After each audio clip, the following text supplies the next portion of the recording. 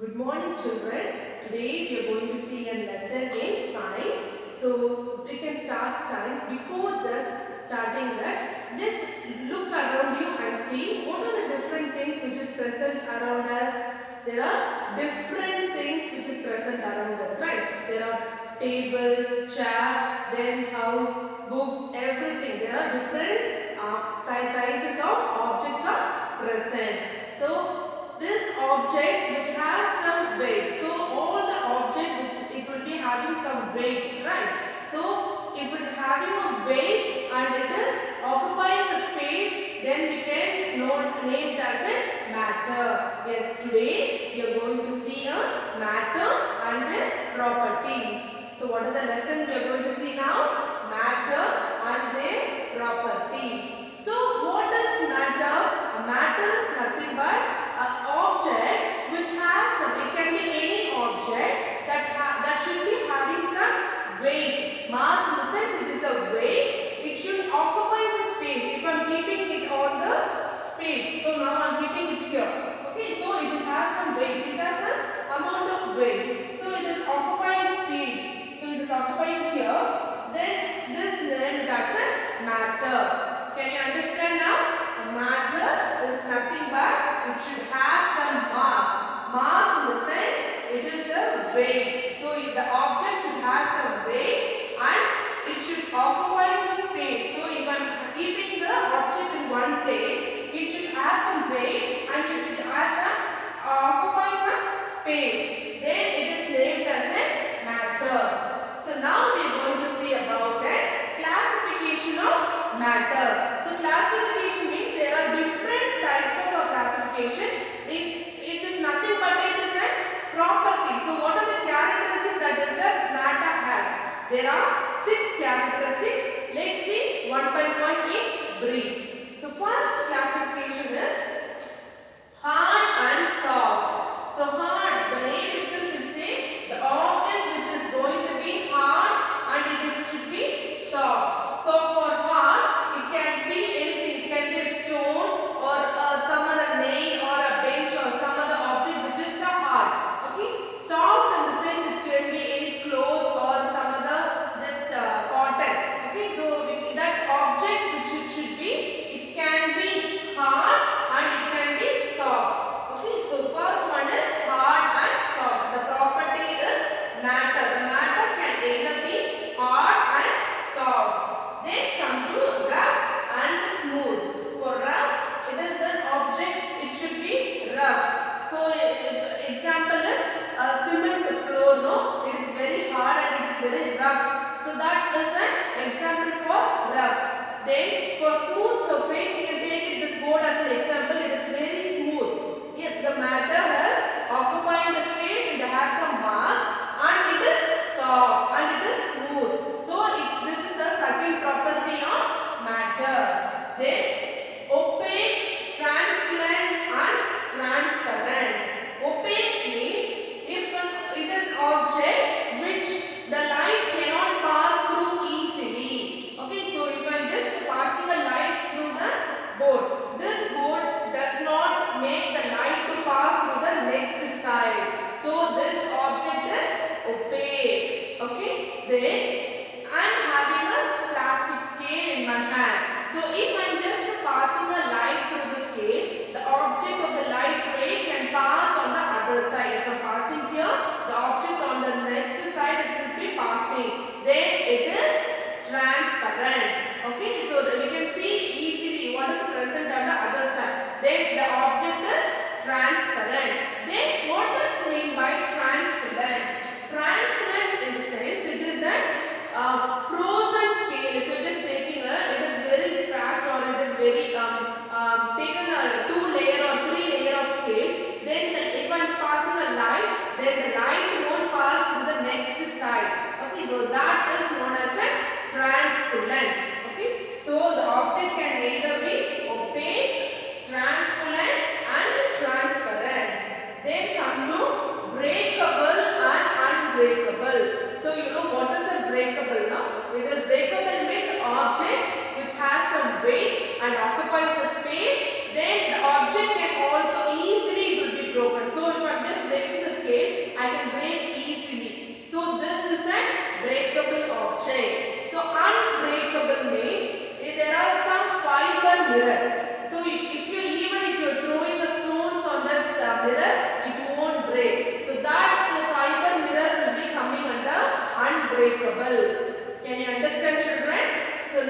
are going to soluble and insoluble.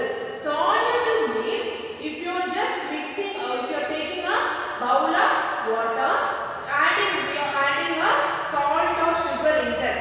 It can be easily dissolved. It can be easily mixed with the water. Either it is a sugar or salt. Then it is known as a soluble. So it is mixed together. It is mixed permanently. Then it is soluble. If for insoluble, if you are taking the same beaker of water, you are adding a sand or stone. Can that easily dissolve in the water?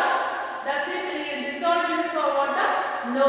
Then it is an insoluble substance. Can you understand, children? Then conduction. Conduction means the passing of electric current. Okay, so it is a good conductor. There is two types. It's a good conductor and bad conductor. Good conductor means it is easily the electricity can easily pass through it. Then it is a good conductor. Bad conductor means the electricity can't able to pass through it. Then it is a bad conductor. Okay, for good conductor, example is copper. Copper is a good conductor of electricity.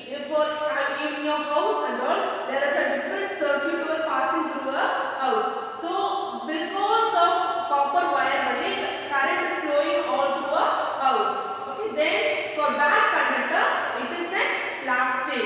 Okay, so plastic won't pass the current from one place to another. So it is a bad conductor of electricity. Then come to states of matter. States of matter means there are three states, which is solid, liquid and gas. Okay, now we are going to see all the three states of matter in brief. Okay, children?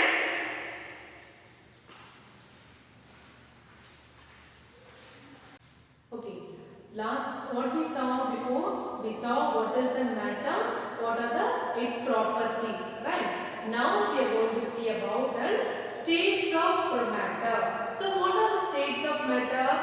That is solid, liquid and gas. So now we are going to say about the properties of its matter. Okay, so there are three matters. So what are they? Solid, liquid and gas. So each one will be seeing in brief. Okay, so first we are going to see about solid. Solid. What is solid? It is a closely packed. So if the object, it is a particle. So closely packed in the sense, the particles which is present in an object is tightly bounded. So if the particles is tightly bounded, then it is a solid. Okay, so for example, the scale is a solid, right? So it is a solid. So if you are seeing the particles, it is arranged tightly. It is arranged tightly. So this is a solid. So this is how the structure of solid. So how you can see the particles. You can see the number of particles which is arranged tightly. So there is no space between them. So there is no space. It is tightly, so tightly and closely it is packed. Okay. So the solid is closely packed. You can see the picture. It is closely packed and tighted. So there is no space between the particles. Okay. So since it is closely packed, it does not have a place to move freely. So it is tightly bounded, no? So it does not have any space to move. Okay. So that only it is cannot move freely since it is closely packed. Okay, children. Next, it is definite shape. It has a definite shape and volume. So the solid substance has a definite shape. Of course, the solid substance has a shape and it has a volume. Okay, so volume in the sense area. Okay, so this is the scale is a solid. It is a definite shape. It has a shape. Okay, so it has a volume also. So if I am going to place on the surface, it has a occupies a space and has a weight. Okay, so it has a shape. The scale is also solid. So it has a shape. It has a volume.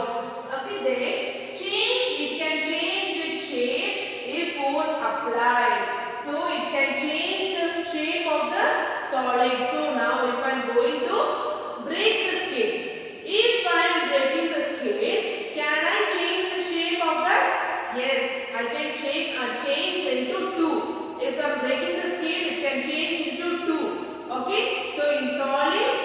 substance can change the size and shape. Okay. Okay, it can change the shape if force applied. So only if I am giving a force, only the solid substance can change the shape. Okay, unless and until it cannot change. If I am just keeping the scale simply, can it change the shape or can it break by itself? No. If I am giving a force only, this scale is breaking into two. So the force is nothing but a physical force. What I am giving as the action, that is the force. Okay. Now we can see an example for solid. So dough rolled into chapatis. So have you seen a dough? No, dough. So if your mother will be making you a flour, no, for chapati they will be making a dough.